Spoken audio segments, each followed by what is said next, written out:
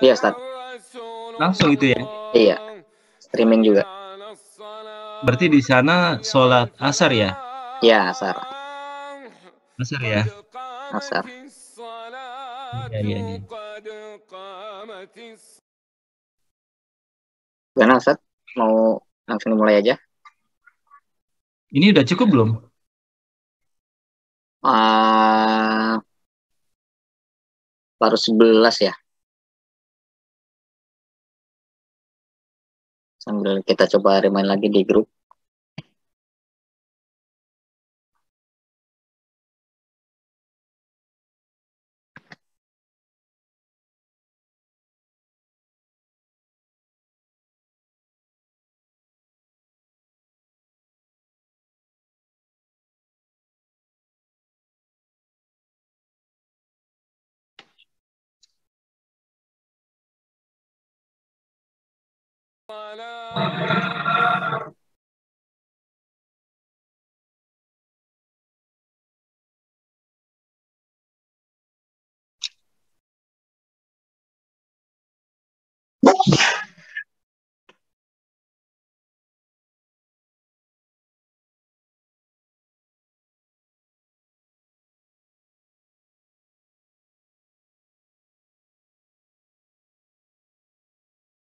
أن محمد رسول الله حي على الصلاة حي على الفلاح قد قامت الصلاة قد قامت الصلاة الله أكبر الله أكبر لا إله إلا الله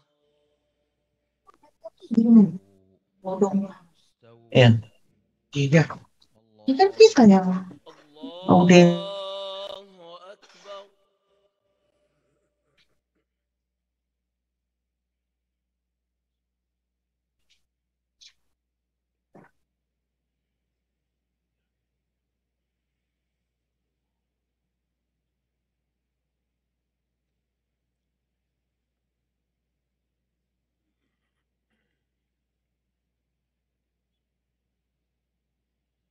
Ya, itu di download aja nih ya, jadi apa? Latar belakang layar belakangnya.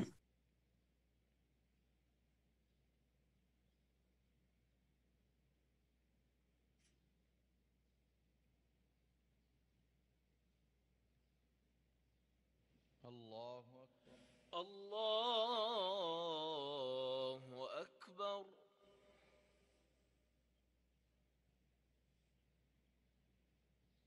سمع الله لمن حمده ربنا ولك الحمد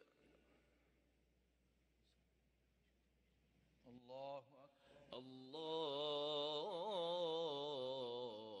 أكبر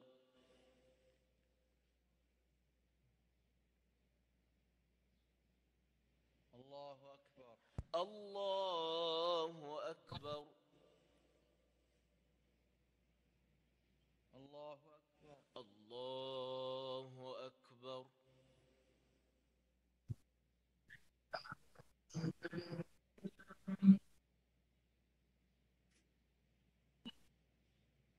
الله أكبر الله أكبر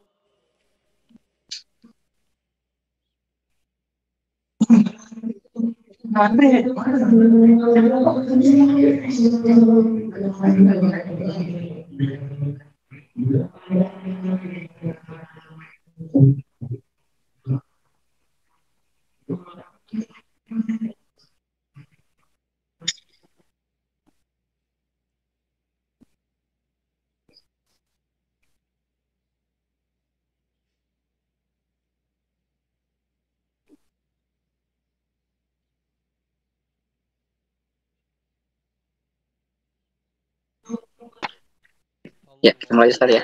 الله أكبر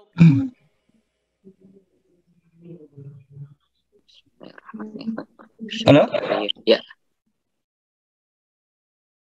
baik kita mulai aja Ustaz. Bismillahirrahmanirrahim. Rabbi shrah sadri wa yassir li amri wahlul 'uqdatam min lisani yafqahu qawli. Assalamualaikum warahmatullahi wabarakatuh. Alhamdulillahirabbil alamin. Wassalatu wassalamu asrofil anbiya'i wal mursalin sayyidina Muhammadin wa ala alihi washabihi ajma'in, amma ba'd.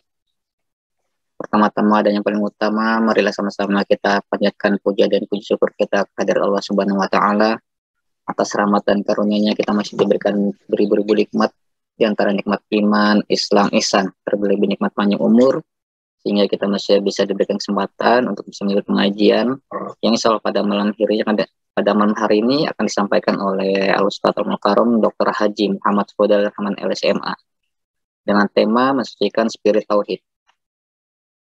Ahad malam Senin 5 Rajab 1443 Hijriah bertepatan dengan 6 Februari 2022. Salawat serta salam juga semoga selalu tercurahkan kepada junjungan kita yakni Nabi Muhammad Sallallahu Alaihi Wasallam, pada keluarga, sahabat, dan insya Allah kita sebagai umatnya. Baik, untuk mempersingkat waktu, langsung saja kita mulai sesi pertama. Sesi tausiah akan disampaikan oleh Ustadz Fudail. Tafadhol Ustadz.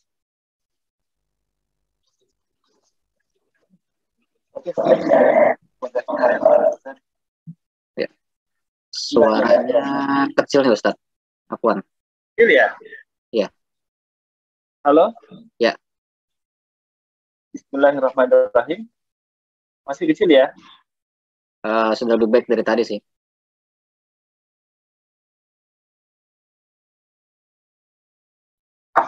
Kecil, suaranya. Sudah, cukup. Ya. Ya. Baik, Assalamualaikum warahmatullahi wabarakatuh. Waalaikumsalam warahmatullahi wabarakatuh. Alhamdulillahirabbil alamin. Alhamdulillahilladzi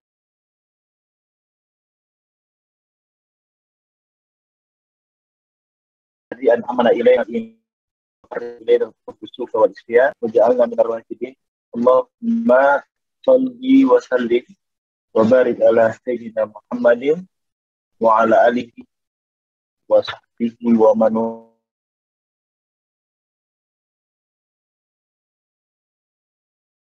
wala.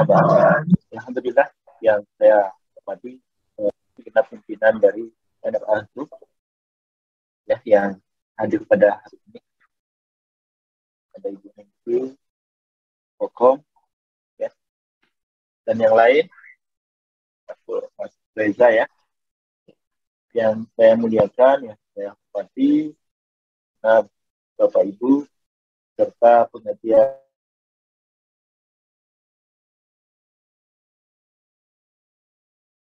dan pada malam kita hadirkan di dalam hadis sanubari kita masing-masing.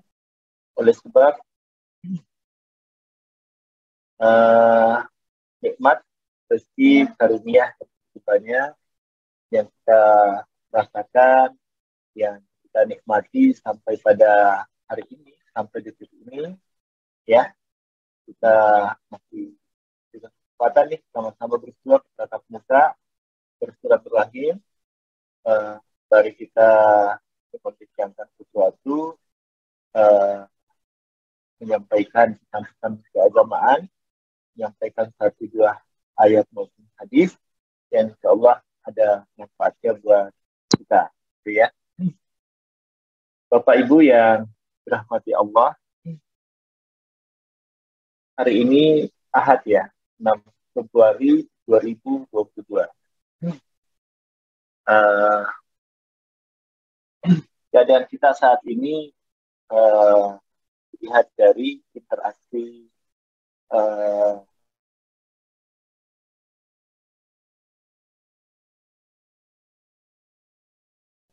yang mengiringi kebersamaan kita oleh Allah Subhanahu wa taala ya. Jika ditanya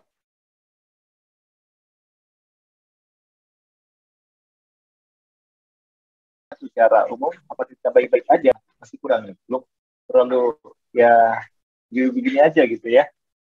Ustaz, Afwan agak putus-putus Ustaz. Putus ya? Iya.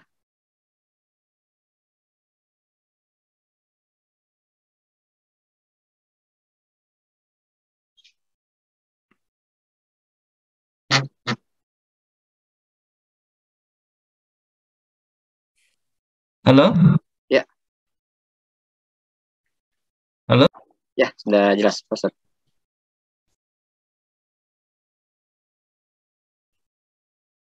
Ya, Halo? ya silakan Ustaz. Ya, saya tadi pakai headset nih. Mungkin headsetnya tidak lancar nyambungnya nih ke PC ya, laptop ya. Baik. Alhamdulillah, puji syukur kehadirat Allah. Saat ini kita berada masih di era pandemi nih, ya.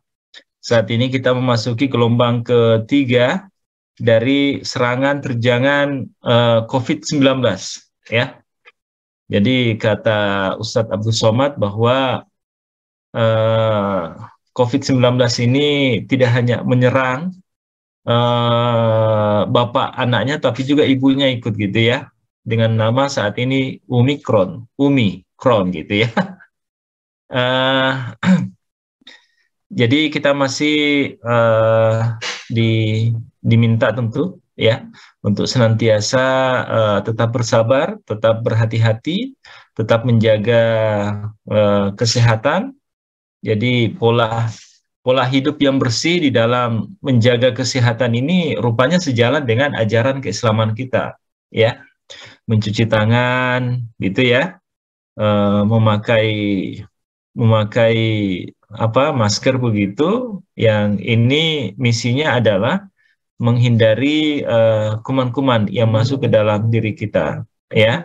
Menjaga jarak dalam arti bahwa hal-hal negatif yang bisa mendatangkan dari interaksi di antara kita, nah ini yang mungkin dihindari sementara waktu. Bukan berarti bahwa jauhnya fisik kita ini kemudian akan menjauhkan diri kita secara batinia, secara rohani, maupun di dalam rangka kita mewujudkan ya, melaksanakan aktivitas keseharian kita ya. Seperti pada saat ini kita sama-sama bersilaturahim by Zoom ini ya. Saya kira ini dalam rangka untuk tetap menjaga keakraban, komunikasi di antara kita semua. Bapak Ibu yang dirahmati Allah, bahwa yang pasti kondisi saat ini tetap berada dalam ujian dari Allah Subhanahu wa Ta'ala, ya, ujian. Meskipun yang kita ketahui bersama bahwa Omikron ini kan tidak terlalu separah ya, artinya bahwa ketika orang terkena, tersuspek, maka kemudian ini bentuknya masih dalam bentuk kuman-kuman atau virus-virus yang kategori ringan ya, beberapa informasi begitu, misalnya influenza begitu ya, kena influenza. Karena yang kita tahu yang sampai meninggal dengan adanya Omikron ini kan tidak separah dengan yang dulu, bahkan mungkin belum ada ya. Tetapi kita tetap perlu menjaga diri. Apa respon kita sebagai orang yang beriman, sebagai orang yang senantiasa bertawakal, bersandar kepada Allah Subhanahu wa Ta'ala? Saya kira bahwa tiada lain saat ini menghadapi kondisi keadaan yang tetap mendera kita, membuat kekhawatiran ya, dengan adanya COVID ini juga bisa jadi didorong oleh faktor psikologis ya. Selama 2 tahun kita berada dalam suasana yang mengkhawatirkan. Nah, ini terbawa-bawa sampai sekarang ini. Bagi kita orang yang Islam, bagi kita orang yang beriman, salah satu senjata ya kita di dalam merespon dunia luar, di dalam menghadapi segala sesuatu yang terjadi, kita punya doa nih Bapak-bapak. Ad-du'a silahul muslim. Doa itu adalah senjatanya orang Islam. Ya. Ketika berserah diri, ketawakalan kita pada diri masing-masing ditanamkan, maka insya Allah kekhawatiran, rasa ketakutan itu akan terminimalisir, bahkan bisa jadi hilang begitu. Ya. kita akan senantiasa merasa bahwa ya kita seperti biasa-biasa saja. Sebelum adanya pandemi sampai adanya pandemi, bagi mereka yang senantiasa bertawakal berserah diri, itu dalam kondisi hati yang tenang dan sejuk. Jadi salah satu ciri bagi orang yang beriman itu adalah kesejukan hati, ketenangan batin, ketenangan jiwa, itu akan terasa di dalam dirinya. Ya, ada di dalam dirinya. Kenapa? Karena ia senantiasa menyandarkan ya tawakalnya kepada Allah Subhanahu wa Ta'ala. Salah satu bentuk yang selalu diminta itu adalah berdoa sebagai senjata kita. Kita berada di bulan Rajab, masih kategori awal nih, ya.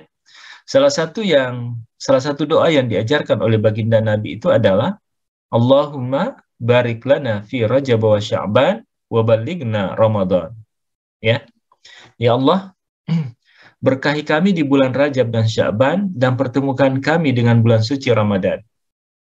Kita melihat bahwa para sahabat ketika keinginannya yang begitu kuat untuk bertemu dengan bulan suci Ramadan, maka harapan dan cita-cita itu telah mereka usahakan itu 6 bulan sebelum datangnya bulan suci Ramadan.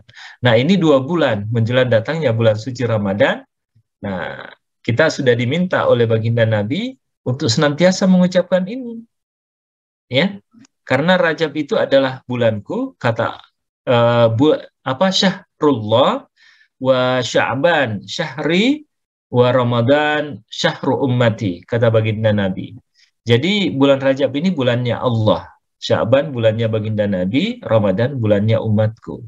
Nah, di bulan Rajab ini apa Bapak Ibu? Ada 2 keistimewaan, yaitu pertama Isra Mi'raj, ya, terjadinya Isra dan Mi'raj. Yang kedua itu adalah peristiwa ini yang jarang diketahui oleh kaum muslim. Yang kedua itu adalah kelahiran baginda Nabi Shallallahu Alaihi Wasallam, ya, cahaya akan hadirnya cahaya ruh baginda Nabi Shallallahu Alaihi Wasallam itu dalam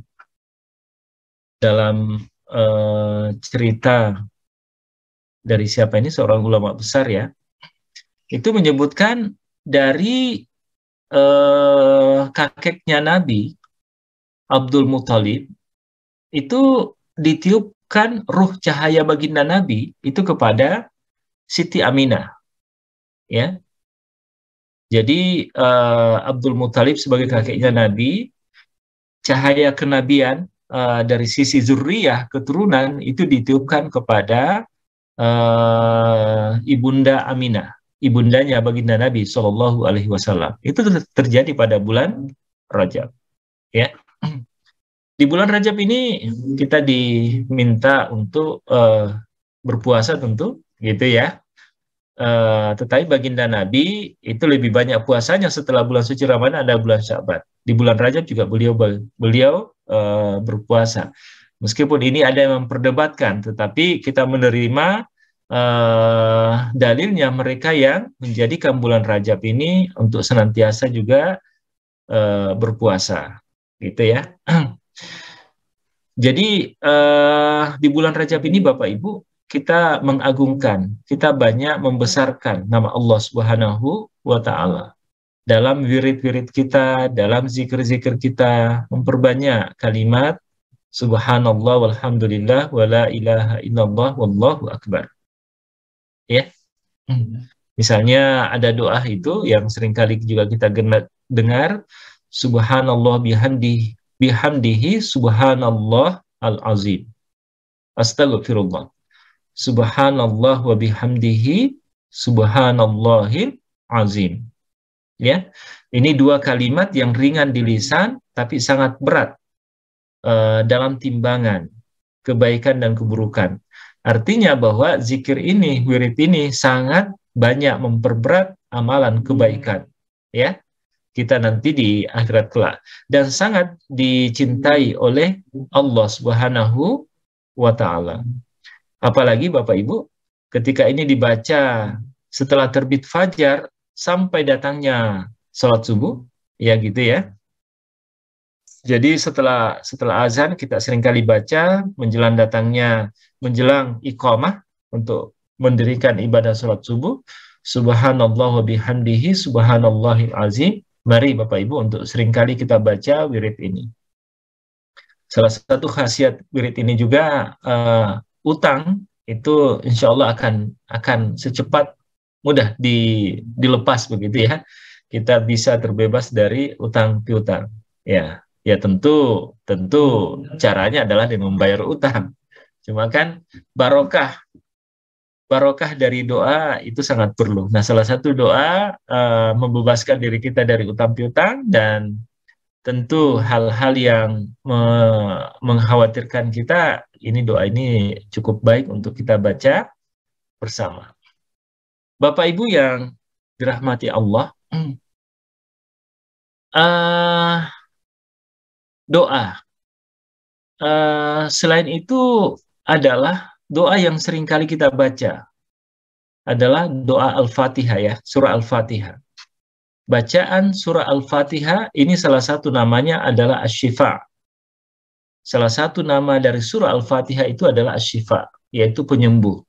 Jadi surah Al-Fatihah ketika dibaca Bapak Ibu diniatkan agar semua keluhan, kekhawatiran itu hilang dengan kita membaca surah Al-Fatihah. Ya, sebagai Ummul Quran, ya. Jadi kumpulan Al-Quran itu terangkum di dalam surah Al-Fatihah, ya. Lebih jauh Bapak Ibu di dalam menghadapi kehidupan ini, kelanjutan dari itu semua, salah satu kalimat, salah satu nomenklatur yang seringkali kita dengarkan, seringkali kita rasakan bersama, itu adalah bersyukur di dalam hati. Ya, mensyukuri atas segala pemberian, atas segala karunia, ya, bahkan tidak hanya yang positif tapi yang negatif sekalipun itu kita bersyukur. Dalam sebuah riwayat, baginda Nabi Shallallahu Alaihi Wasallam mengajarkan ketika mendapatkan karunia yang positif, apa yang kita baca Bapak Ibu? Alhamdulillah. Alhamdulillahi bini'matihi tatimmus sholihat. Ya, itu salah satu doa. Alhamdulillah bini'matihi tatimmus sholihat. Kalau menerima sesuatu yang menggembirakan. Nah, kalau menerima sesuatu yang kurang baik, yang negatif, apa yang kita baca Bapak Ibu? Juga di dalam riwayat lanjutan dari papan tadi. Minum. Di dalam. Ala kulli hal. Ya. Jadi baik positif maupun negatif dalam kehidupan kita itu sama-sama kita membaca ungkapan alhamdulillah. Ketika positif kita membaca alhamdulillahi bini'matihi tatimmus sholihat. Ya. Jadi Maha Suci Allah Subhanahu wa Ta'ala dengan berbagai macam nikmat karunia yang diberikan kepada kita, ya, sehingga sempurna kebaikan-kebaikan yang kita dapatkan. Ketika hal-hal yang berbau negatif dalam pandangan mata kita, Bapak Ibu, kita kemudian diminta untuk membaca alhamdulillah ala kulli hal. Kita mensyukuri segala sesuatu yang terjadi di sekitar kita. Bahkan sampai kepada yang negatif sekalipun. Gitu ya. Saya ingin mengaitkan persoalan syukur ini dalam segala dimensi, segala kesempatan, keadaan yang kita rasakan itu dengan ayat-ayat doa di dalam ayat suci Al-Quran. Misalnya pada surah Al-Ghafir, ya. Wa qala rabbukum ud'uuni astajib lakum. Tuhanmu berkata, berdoalah kepadaku, niscaya saya, kata Allah, akan ya kan? Akan mengabulkan doa itu. Atau di dalam surah Al-Baqarah misalnya, firman Allah, wa iza sa'alaka ibadi anni fa inni qariba Ujibu da'watad da'i iza da'an. Falyastajibu li wal yu'minu bi la'allahum yarsyudun. Bapak Ibu, ketika Allah berfirman, berkata kepada Nabi, baginda Nabi, ketika engkau ditanya, umatmu bertanya kepadamu, wahai Nabi, tentang saya, ya gitu ya, tentang Allah, maka jawablah, sesungguhnya saya dekat, kata Allah kepada hambaku itu. Ya, saya akan menjawab, mengabulkan setiap doa yang diucapkan oleh hambaku. Ya, oleh sebab itu maka seringlah hambaku, hamba-hambaku, ya, bagi orang yang beriman itu untuk berdoa kepadanya. Coba Bapak Ibu, dari dua ayat ini memberi pesan kepada kita bahwa setiap doa yang diungkapkan oleh hambanya, niscaya Allah akan mengijabahnya. Allah akan mengabulkannya. Iya Pak ya? Jadi dalam dua ayat ini itu tidak ada informasi yang menyampaikan kepada kita bahwa ketika berdoa itu tidak akan diijabah. Tetapi ini jaminan, ini garansi dari Allah Subhanahu wa Ta'ala bahwa doa hambanya yang dipintakan kepada Allah itu akan senantiasa diijabah. Bahkan pada saat itu juga sudah diijabah ketika doa itu diungkapkan. Bahkan Bapak Ibu, sebelum doa diungkapkan, diucapkan oleh seorang hamba, doa itu telah diijabah. Pernah suatu saat dalam riwayat, Imam Baihaqi datang ke kota Madinah bersama dengan rombongan. Ya, sesampai di kota Madinah, kehabisan bekal mereka. Kehabisan bekal, setelah itu pengirim dari Imam Baihaqi berkata, kita sudah kehabisan bekal. Apa yang kita lakukan? Kata Imam Baihaqi kepada sahabatnya, mari kita datang berziarah ke baginda Nabi SAW. Ya. Besok hari kita akan datang berziarah ke baginda Nabi. Esok harinya mereka setelah tiba di depan makam baginda Nabi SAW, tiba-tiba ada dua orang yang datang menemui Imam Baihaqi. Yang mana namanya Imam Baihaqi? Saya, kata Imam Baihaqi. Ini saya dalam tidur ini mendapatkan mimpi untuk datang menemui yang bernama Syekh Imam Baihaqi untuk saya memberikan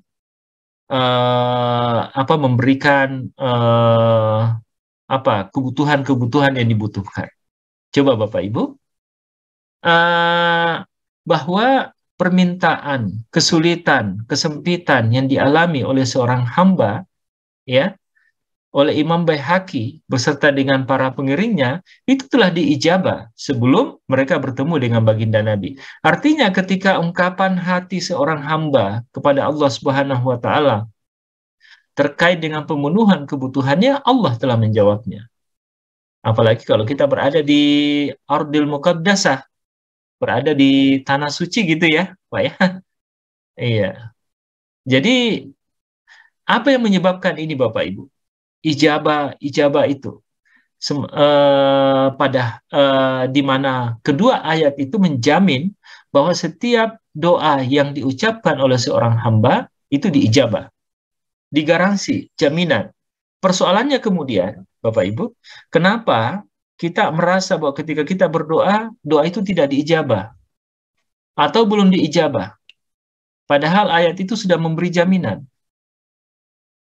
Nah, disinilah letaknya Bapak Ibu, setiap diri dari kita mungkin bisa jadi ketika Allah memberi jaminan terhadap doa seorang hamba yang meminta kepadanya dan dijamin oleh Allah diijabah, kita tidak mampu. Sekali lagi Bapak Ibu, kita belum mampu untuk merasakan bahwa jawaban terhadap permintaan kita itu telah diijabah. Kita umumnya tidak mampu untuk merasakan bahwa ijabah Allah sesungguhnya telah turun kepada permintaan seorang hamba. Nah, ini kata kuncinya di mana? Saya kira, Bapak Ibu, bahwa di dalam hidup ini relevan dengan ucapan Alhamdulillah tadi, baik dalam kondisi kita mendapatkan kebaikan nikmat, maupun dalam kondisi yang kurang baik kita rasakan untuk senantiasa bersyukur dengan ucapan hamdalah. Sebab dengan ucapan syukur, itu akan kita mampu merasakan bahwa Allah dekat dengan diri kita. Bahkan pemenuhan kebutuhan oleh Allah Subhanahu wa Ta'ala terhadap kebutuhan, keinginan, cita-cita, dan harapan kita, Allah Subhanahu wa Ta'ala telah mengijabahnya. Kalaulah diri kita sendiri belum lagi untuk mampu merasakan ijabah itu, maka bisa jadi ijabah itu turun kepada anak-anak, kepada pasangan kita, kepada keluarga, kepada masyarakat di mana kita berada. Esensinya adalah semakin tinggi kemampuan seorang hamba untuk merasakan rasa syukurnya kepada Allah, maka akan semakin mampu ia untuk merasakan bahwa harapan, cita-cita, dan doanya telah diijabah oleh Allah Subhanahu wa Ta'ala. Jadi ini bergaris lurus Bapak Ibu, semakin tinggi rasa syukur seseorang, ya, semakin tinggi kesyukuran seorang hamba, maka akan semakin mampu ia untuk merasakan bahwa Allah dekat kepadanya. Allah memenuhi segala kebutuhannya. Iya kan? Misalnya dalam ayat yang seringkali kita dengarkan, la in syakartum la azidannakum wa la in kafartum inna azabi lasyadid. Bersyukur itu dalam segala sesuatu Allah Subhanahu wa Ta'ala akan memberi kebaikan, bahkan akan melipat gandakan kebaikan itu. Tetapi sebaliknya, kalau kita tidak bersyukur, maka yang akan datang itu adalah hukuman, begitu ya, siksa. Ya. Jadi, Bapak Ibu, jangan pernah merasakan bahwa jangan pernah berpikir, ya, bahwa ketika kita berdoa, lantas Allah akan mengijabah dengan kalimat-kalimat begitu. Dengan ucapan kalimat. Lah, Allah belum menjawab doa-doaku, ya. Karena kita belum mendengarkan apa yang menjadi permintaan kita. Saya kira tidak di situ Bapak Ibu. Tetapi ijabah dari Allah, jawaban Allah terhadap kebutuhan dan permintaan hambanya itu ada di dalam hati. Ada di dalam nurani kita untuk merasakan bahwa Allah dekat dengan diri kita. Minimal Bapak Ibu, jawaban Allah itu kita mampu rasakan dalam bentuk ketenangan batin, kesejukan hati, kesejukan jiwa. Bukan hanya ketika nikmat, tetapi hal-hal yang negatif kita akan juga merasakan ketenangan, merasakan kesejukan. Orang yang syukur itu Bapak Ibu ketika mendapatkan nikmat ya, gitu ya. Tetapi ketika mendapatkan musibah, ya syukur juga, gitu kan? Syukur juga. Iya. Jadi alhamdulillah binikmatihi tatimmus sholihat, ini kita ucapkan ketika mendapat kebaikan, dan ketika dalam hal yang negatif dalam pandangan mata kita menyebut alhamdulillahi ala kulli hal. Ya, sebagai bentuk apa Bapak Ibu? Kenapa ucapan syukur yang senantiasa kita hidupkan di dalam hati ini sebagai bentuk kesadaran bahwa Allah bersama dengan kita. Misalnya Bapak Ibu di sini ada harapan nih, dalam pekerjaan ada cita-cita yang sangat diharapkan, kesuksesan, keberhasilan, naik pangkat, mendapatkan keuntungan, gitu ya Pak ya. Saya kira syukur saja. Bersyukurlah kepada Allah Subhanahu wa Ta'ala. Ya, sehingga rasa syukur itu akan mengarahkan pikiran, jiwa, ya, hati nurani kita kepada sebuah kondisi yang sejuk, yang tenang. Apapun hasil yang ada di hadapan kita ketika rasa syukur tawakal itu dihidupkan, maka kita akan senantiasa tidak akan ada efek negatif, bahkan yang ada adalah positif. Ya. Bahkan dalam ayat yang kami bacakan tadi itu, syukur itu la azidannakum. Itu akan dilipat gandakan apa yang akan kita dapatkan dari sisi harapan, cita-cita, keinginan, doa, dan seterusnya. Ya, jadi itu perasaan Bapak Ibu. Baginda Nabi Shallallahu Alaihi Wasallam ketika merasakan kedekatan rohaninya dengan pencipta alam semesta, dalam kondisi apa Bapak Ibu Nabi dekat dengan pencipta alam semesta? Itu biasanya dalam kondisi Baginda Nabi menerima wahyu, ya, dalam kondisi yang sangat suci. Baginda Nabi menerima wahyu, disitulah hatinya seolah-olah tidak ada lagi batas, tidak ada lagi hijab yang menghubungkan antara perasaan menghadirkan Allah di dalam hati dengan jiwa Baginda Nabi itu sendiri, ya. Tetapi yang kita lihat ketika Baginda Nabi menerima wahyu, responnya bagaimana Bapak Ibu?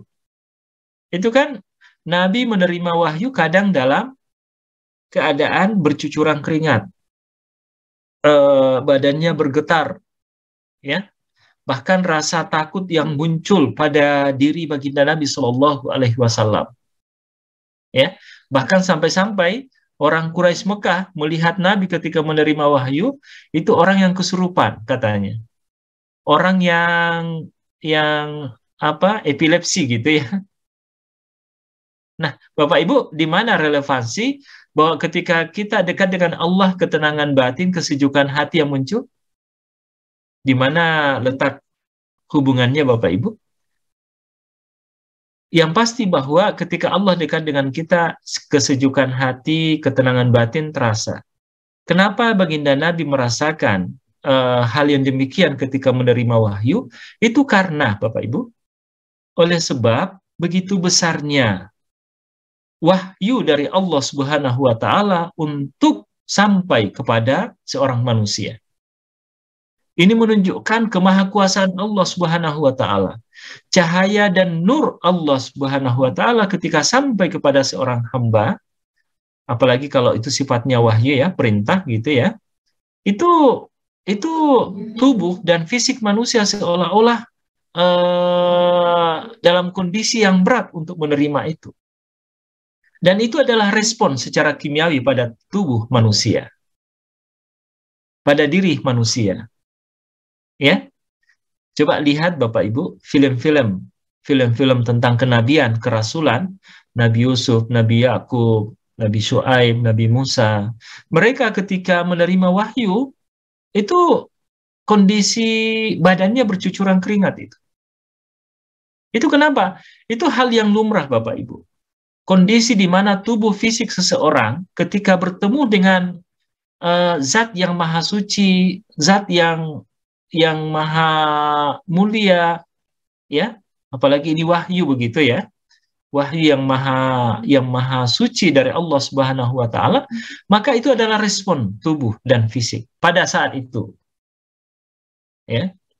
Para anbiya, para rasul Bapak Ibu itu tidak menerima wahyu dalam bentuk kalimat, tetapi wahyu ilham, ya, yang turun kepada seorang hamba, kepada nabi, kepada orang-orang soleh, kepada wali, itu adalah dalam keadaan hatinya merasakan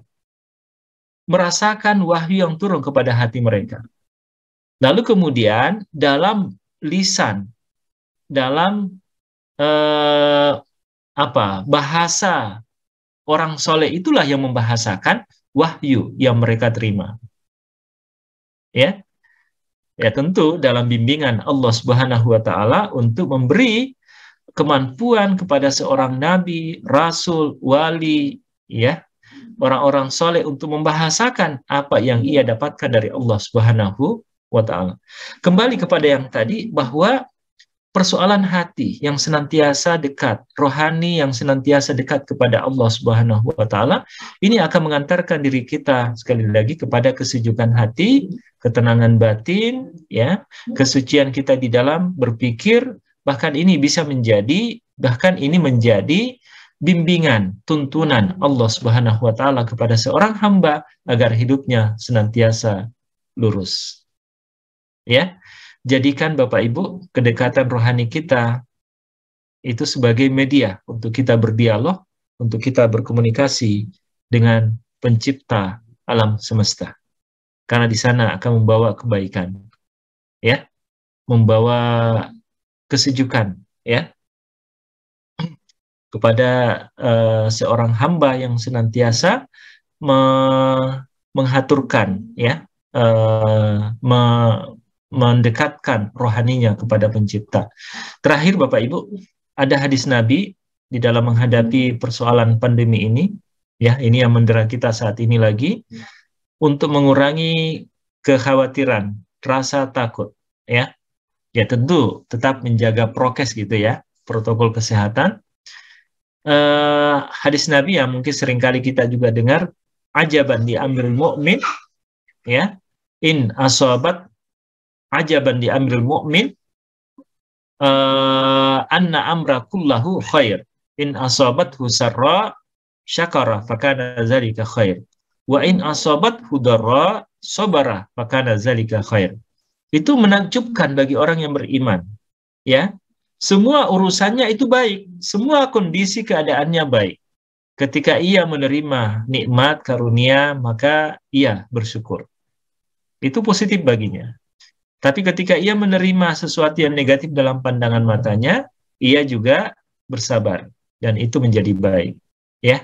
Artinya orang yang bersabar, Bapak Ibu, ketika menerima keburukan dalam pandangan mata kita dan bersyukur ketika menerima kebaikan, ini bukan sesuatu yang bertentangan dengan apa yang saya ucapkan tadi. Oleh sebab ketika orang bersabar menerima sebuah cobaan, sesungguhnya pada saat itu ia bersyukur. Orang yang bersabar, Bapak Ibu, ketika menerima ujian dari Allah Subhanahu wa Ta'ala, sesungguhnya itu sebagai bentuk ungkapan rasa syukurnya kepada Allah Subhanahu wa Ta'ala. Sehingga alhamdulillah binikmatihi tatimmus sholihat, alhamdulillah ala kulli hal, ketika kita menerima sesuatu yang negatif dalam pandangan mata kita, itu semuanya adalah bentuk dari rasa syukur. Yakinlah bahwa bisa jadi ketika kita merasa Allah belum mengijabah, bahwa Allah menguji kita, bahwa yakinlah itulah yang terbaik buat kita. Ketika Allah menguji kondisi seseorang, bahwa bisa jadi itulah yang terbaik pada saat itu. Yang bisa jadi Allah Subhanahu wa Ta'ala menyembunyikan sesuatu yang akan memberi kegembiraan di belakang hari. Jadi kata kuncinya bersabar sebagai bentuk rasa syukur kita kepadanya. Ya, saya kira demikian Mas Reza, penyampaian ini. Ada waktu 20 menit untuk berdialog. Kalau ada yang mau bertanya, Bapak Ibu, ada yang mau menyampaikan sesuatu, menambah, boleh? Ya, alhamdulillah, terima kasih Ustaz Fudail atas tausiahnya. Langsung saja kita buka sesi kedua, sesi tanya jawab. Bagi ibu bapak yang bertanya bisa bertanya langsung atau melalui aplikasi chat yang tersedia. Sini sudah ada Ibu Han Akbar, Pak Ustadz bertanya. Assalamualaikum Pak Ustadz. Bagaimana kalau kita lagi sholat tiba-tiba terlintas pemikiran yang lain atau tidak fokus? Terus bagaimana dengan sholat kita, diterima atau tidak? Oh ya, baik. Ibu Ines Hana ya? Iya. Iya. Ibu manusiawi namanya, gitu ya. Kita terlintas pikiran-pikiran yang terkait dengan kehidupan kita ketika kita mendirikan sholat. Ya. Yang namanya khusyuk sebagai bentuk kita benar-benar mendirikan sholat. Kenapa mendirikan Bapak Ibu? Dan bukan kata melaksanakan. Jadi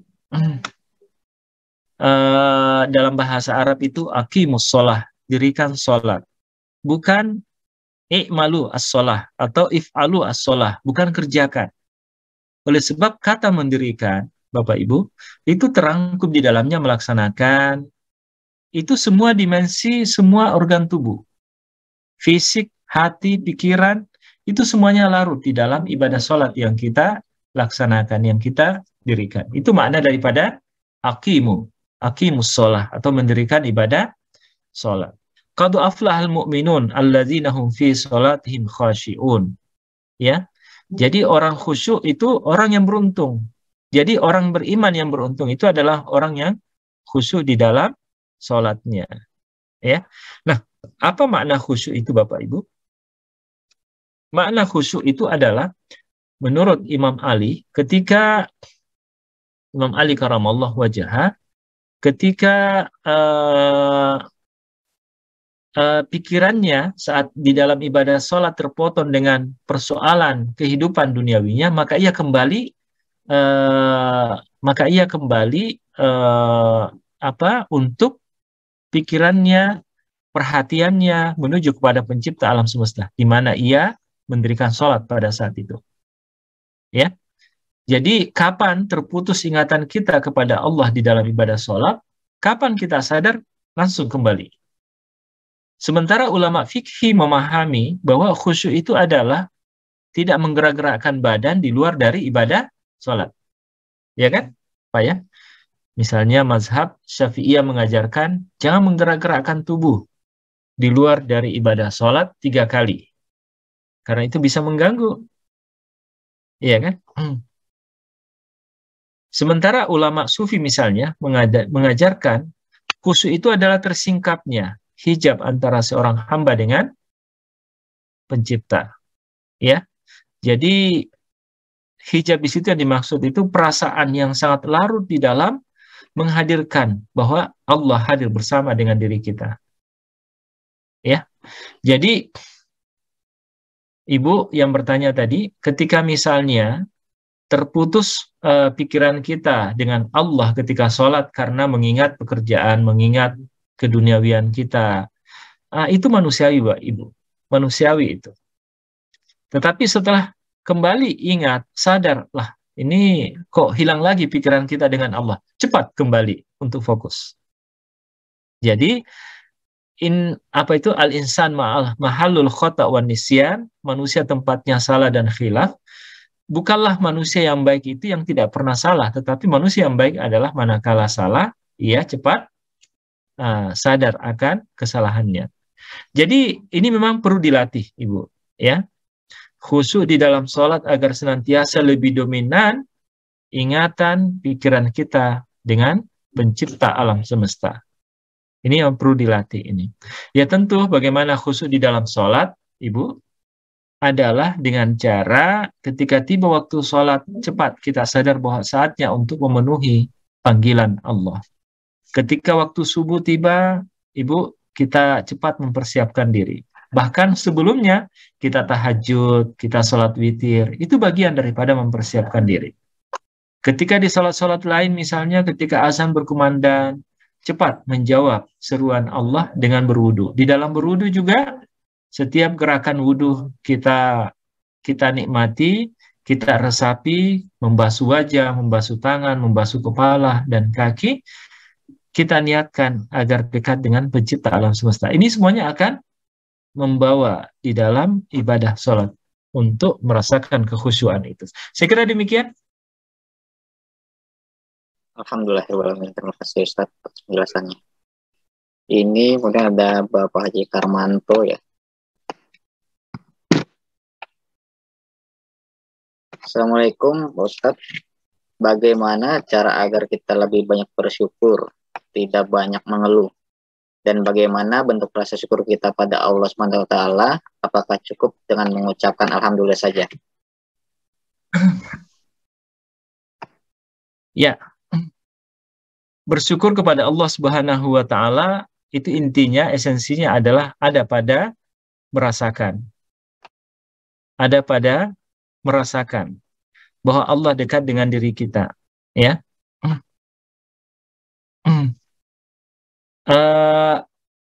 Mengarah kepada syukur ini bisa Bapak Ibu kita buktikan. Kita buktikan, dan ini tentu lahir dari pemahaman ya. Awalnya lahir dari kesadaran dan pemahaman bahwa apa yang harus kita lakukan di dalam hidup ini. Saya kira itu awalnya. Jadi belajar ilmu itu kan pemahaman itu. Al-fiqhu, pemahaman. Orang yang berilmu itu karena dia paham tentang apa yang harus ia ketahui. Nah, syukur ini adalah implementasi daripada pemahaman itu yang terwujud di dalam hati sanubari kita. Merasakan bahwa Allah dekat, merasakan kasih sayang Allah, merasakan rahman dan rahimnya, karunia-Nya yang begitu besar, ya. Ketika kita mendapat cobaan, maka kita akan merasakan bahwa ketika pemahaman kita bahwa nikmat Allah yang lain lebih banyak daripada ujiannya, maka kita akan merasakan bahwa kasih sayangnya tinggi. Iya kan?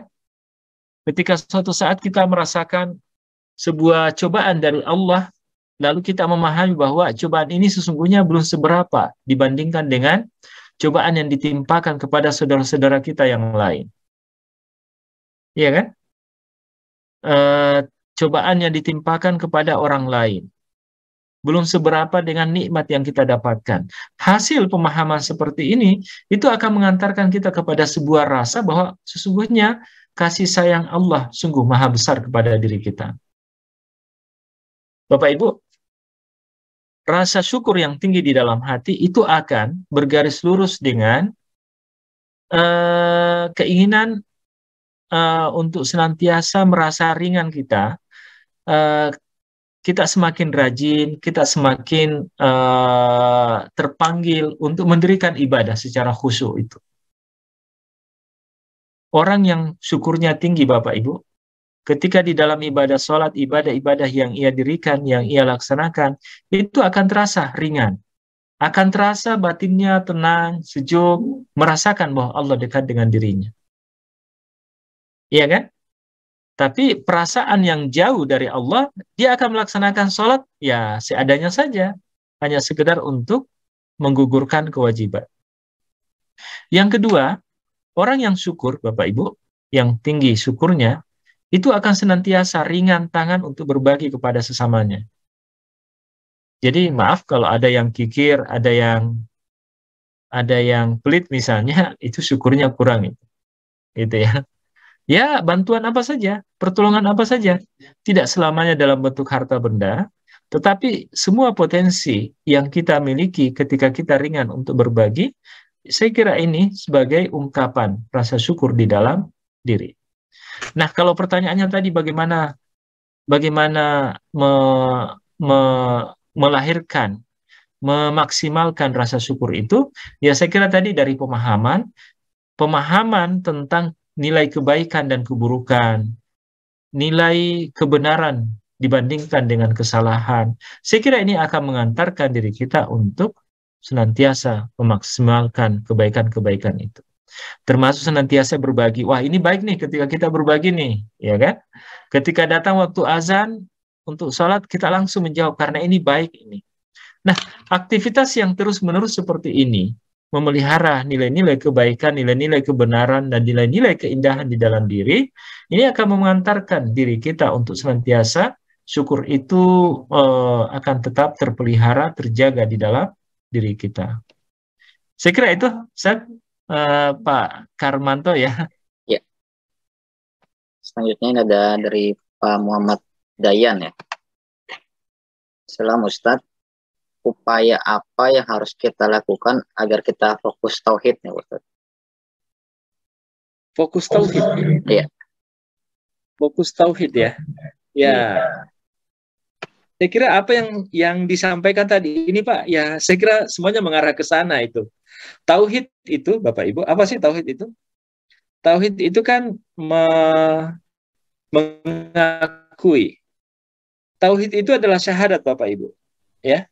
Mengakui keesaan Allah, mengakui kemahakuasaan Allah, mengakui bahwa Allah segala sesuatunya, ya. Jadi apa yang saya jelaskan tadi itu semua mengarah kepada fokus kepada Allah. Salah satu yang lain Bapak Ibu, nah ini juga sangat penting. Bagaimana cara agar kita senantiasa merasakan kedekatan dengan Allah, tauhid, ya. Merasa dekat dengan Allah itu kan syukur, ya, termasuk fokus tauhid, ya. Kalau mengikut kepada pertanyaan ini, Bapak Ibu, ini yang disampaikan oleh guru-guru kami itu adalah Bapak Ibu, coba menghilangkan rasa ketergantungan di dalam diri kepada makhluk selain hanya kepada Allah Subhanahu wa Ta'ala. Saya ulangi Bapak Ibu, cara untuk bisa fokus, bisa memaksimalkan rasa bahwa Allah dekat dengan kita, syukurnya kita senantiasa hadir di dalam hati kita. Coba Bapak Ibu hilangkan rasa ketergantungan di dalam hidup ini selain hanya kepadanya. Ya, bagi kita karyawan misalnya yang seringkali mengandalkan bersandar kepada pimpinan, ya itu perlu. Tetapi esensi di dalam hati kita bahwa segala sesuatunya ini ada yang mengatur, Allah yang mengatur. Ya, semua yang ada di sekitar kita ini hanyalah wasilah, hanyalah sebagai jembatan, sebagai media, di mana Allah Subhanahu wa Ta'ala menebar kebaikan dan kasih sayangnya kepada kita. Jadi, Bapak Ibu, hilangkan rasa ketergantungan kepada makhluk, kepada siapapun. Karena ketergantungan yang tinggi kepada makhluk, manakala kita menghilangkan, ya, kita menafikan diri kita sebagai makhluk ciptaan, dalam arti bahwa kita bergantung kepada makhluk, kepada manusia, kepada benda-benda, ya, itu akan mendatangkan sifat syirik, rasa syirik, ya, sifat syirik, menduakan Allah. Misalnya Ibu, Bapak, orang yang sakit, lalu kemudian ia merasa bahwa ia tidak akan sembuh kecuali dengan minum obat. Di dalam pikirannya bahwa tidak ada Allah yang memberi kesembuhan. Nah, itu bisa jadi syirik, kan? Tapi minum obat, ini kita tetap merasa bahwa Allah yang memberi kesembuhan. Tetapi sunnatullahnya dijalankan. Ya, syaratnya dijalankan dengan cara minum obat. Oleh sebab itu minum obat mulailah dengan membaca basmalah. Ya kan? Apapun yang kita lakukan awalilah dengan ucapan basmalah. Ya.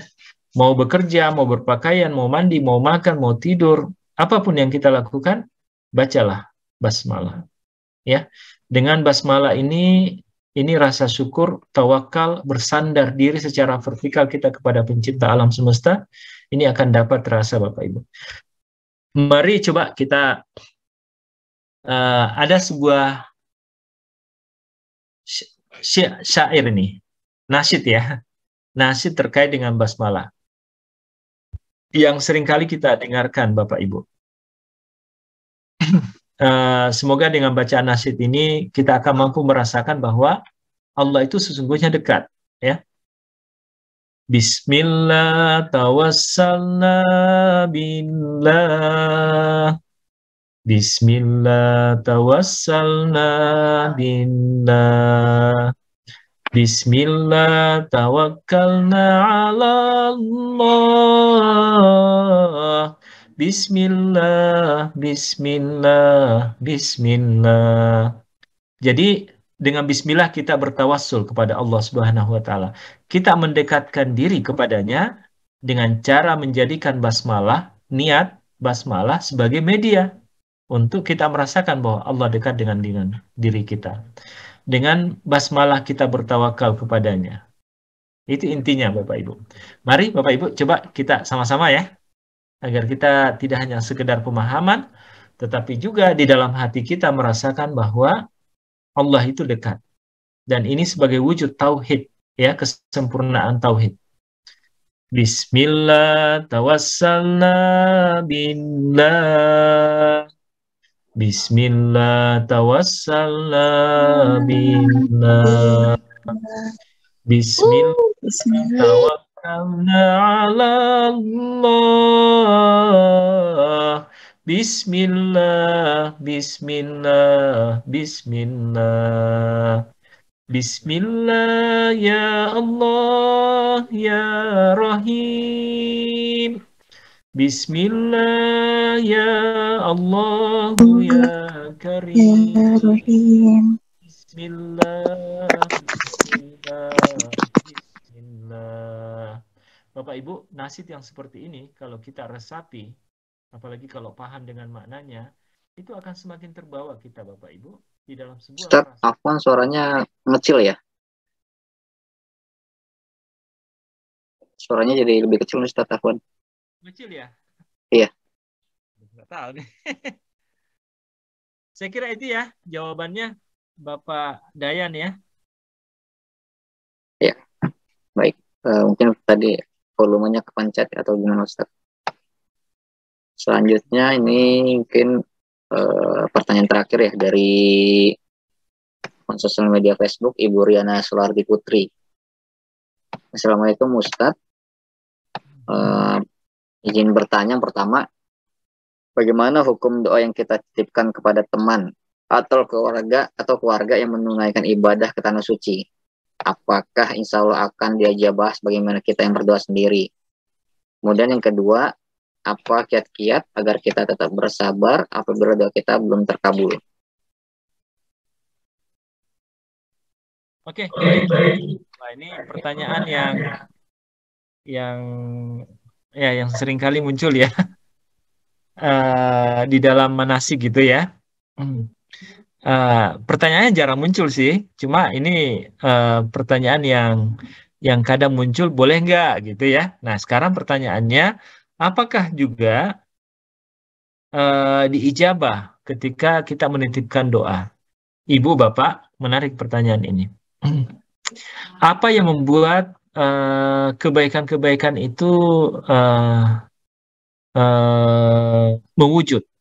Ya, pertama tentu adalah keberkahan ya, barokah. Kita akan mampu merasakan bahwa doa itu diijabah oleh Allah. Salah satunya adalah adanya keberkahan. Maka yang kita pinta di dalam hidup ini berkah. Berkah itu Bapak Ibu, itu terkait dengan manusia. Terkait dengan waktu, terkait dengan tempat. Apa maksudnya terkait dengan manusia?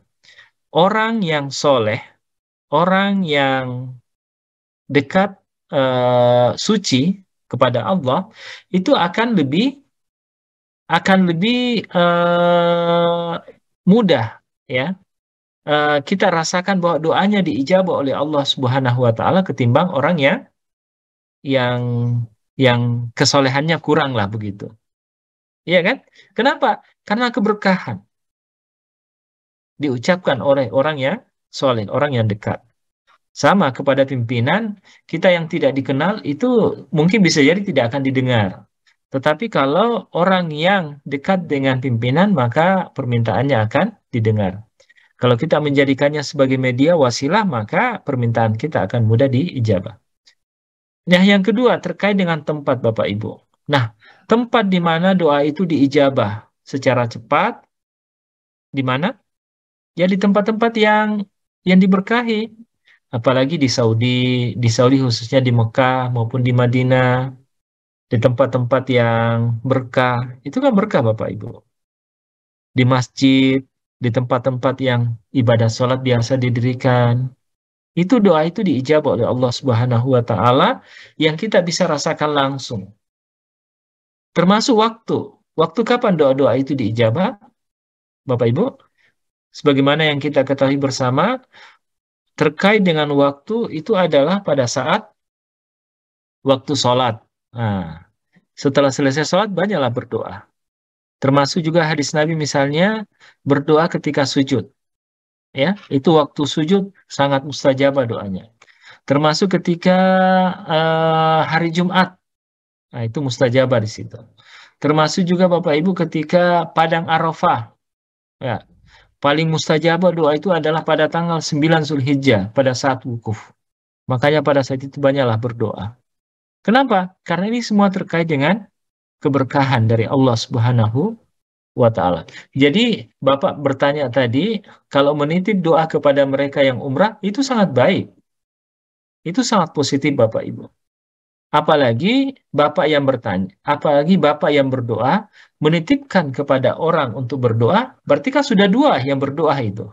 Yang tadinya hanya Bapak berdoa sendiri, ketika dititipkan kepada orang lain untuk ia yang mengucapkan tetapi meniatkannya buat kita, maka doa itu yang mengucapkannya sesungguhnya sudah menjadi dua orang.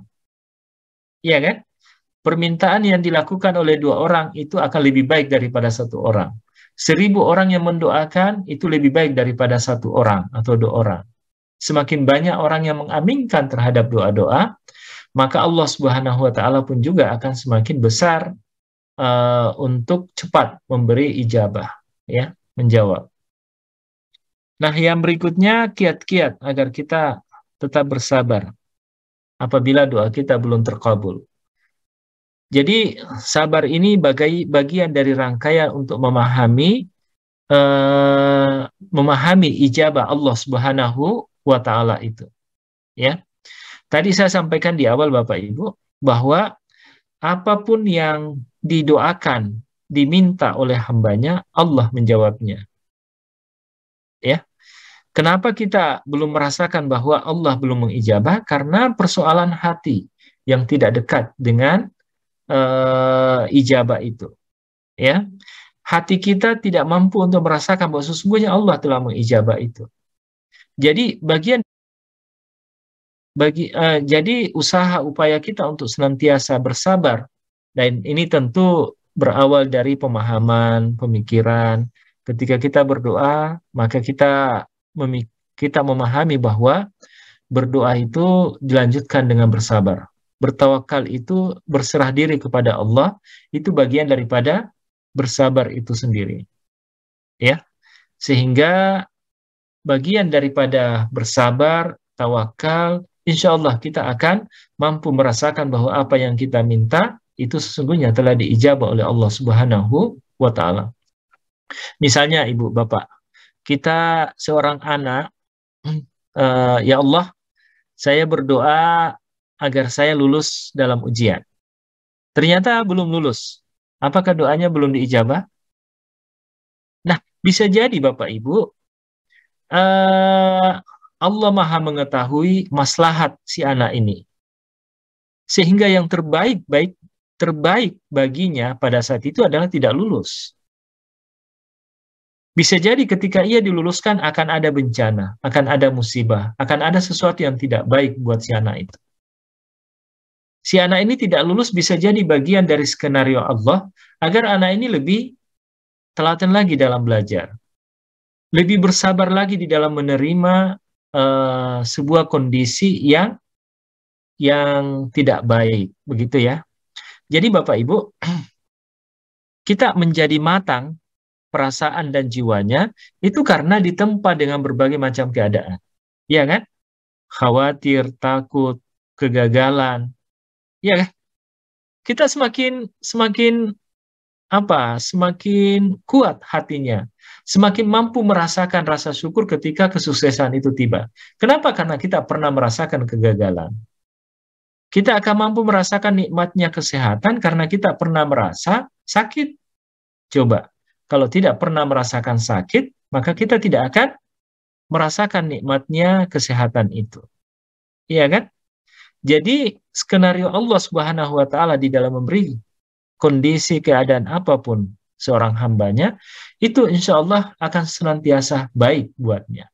Manakala, kata kuncinya, direspon dengan bersyukur. Syukur kita ketika menerima nikmat, dan syukur kita ketika menerima sesuatu yang tidak baik. Saya kira itu ya, Pak ya? Ya, baik. Alhamdulillahirrahmanirrahim. Pertanyaan tadi menutup diskusi kita pada malam hari ini, Ustadz. Semoga apa yang disampaikan oleh Ustadz Fudail dan diskusi kita tanya jawab malam ini bisa menambah ilmu pengetahuan kita dalam menjalankan kehidupan sehari-hari. Sebelum kita tutup, mari sama-sama kita berdoa yang insya Allah akan dipimpin langsung oleh Ustadz Fudail. Ustadz. Oke, baik. Ibunya, terima kasih Bapak Ibu atas perhatiannya. Termasuk pertanyaan-pertanyaan yang masuk tadi, ya. Mari kita menutup pertemuan kita pada malam hari ini dengan sejenak kita berdoa bersama untuk menyempurnakan, melipat gandakan, ya, rasa syukur dan kebaikan-kebaikan Allah, kasih sayang Allah kepada kita semua. Astaghfirullahaladzim, wa ya karim, ya maulana ya ma'bud, ya hayyu ya qayyum, hamdan na'imin, hamdan syakirin, hamdan yuwafi ni'mahu yukafi'u mazidah. Ya Rabbana lakal hamdu kama yanbaghi li jalali wajhikal karimi wa azimi sultanik. Allahumma salli ala sayyidina Muhammad tibbil qulubi wa dawaiha wa afiyatil abdani wa shifaiha wa nuril absari wa dhiyaiha wa ala alihi wa sahbihi wa sallam. Allahumma salli ala sayyidina Muhammad salatan tunjina biha min jamil ahwali wal afat wa taqdi lana biha jamil hajat wa tutahhiruna biha min jami'is sayyi'at wa tarfa'una biha indaka darajat wa tuballighuna biha aqsal ghayati min jamil khairati fil hayati wa ba'dal mamat. Ya Allah, ya Tuhan kami, berkahi kami di bulan Rajab dan Sya'ban dan pertemukan kami dengan bulan Ramadan ya Allah, ya Tuhan kami. Allahumma 'allimna ma yanfa'una wanfa' bima 'allamtana wa zidna ilma. Ya Allah, ajarkan kepada kami ilmu yang bermanfaat. Jadikan apa yang kami pahami, apa yang kami ketahui membawa kebaikan, kemaslahatan, keberkahan kepada diri kami dan keluarga serta masyarakat di mana kami berada ya Allah, ya Tuhan kami. Allahumma iftah bainana wa baina qaumina bil haqq wa anta khairul fatihin. Ya Allah, bukalah pintu rahmat, pintu rezeki, pintu kebaikan, pintu kesehatan kepada kami ya Allah. Hal-hal yang membawa kami kepada kebaikan, diri kami, keluarga kami, ya, anak dan istri kami, masyarakat di mana kami berada, tempat kerja kami senantiasa membawa keberkahan dan semakin maju, berkembang ya Allah, ya Tuhan kami. Ya Allah, ya Tuhan kami, Allahumma ahsina akibatana fil umuri kulliha wa ajirna min khazyid dunya wa azabil akhirah. Rabbana atina fid dunya hasanah wa fil akhirati hasanah wa qina azabannar. Wa adkhilnal jannata mal abrar ya aziz ya ghaffar ya rabbal alamin. Wa sallallahu ala sayyidina Muhammadin wa ala alihi wa sallam. Subhana rabbika rabbil izzati amma yasifun wa salamun ala mursalin. Alhamdulillahi rabbil alamin. Demikian penyampaian dari saya. Mari kita membaca doa bersama Bapak Ibu. Subhanakallahumma Subhanakallahumma wa bihamdika asyhadu an la ilaha illa anta wa atubu ilaik. Lebih dan kurangnya mohon dimaafkan Bapak Ibu. Assalamualaikum warahmatullahi wabarakatuh. Waalaikumsalam warahmatullahi wabarakatuh. Pak Bambang, gimana kabar Pak? Sehat ya? Alhamdulillah sehat Ustadz. Alhamdulillah sehat.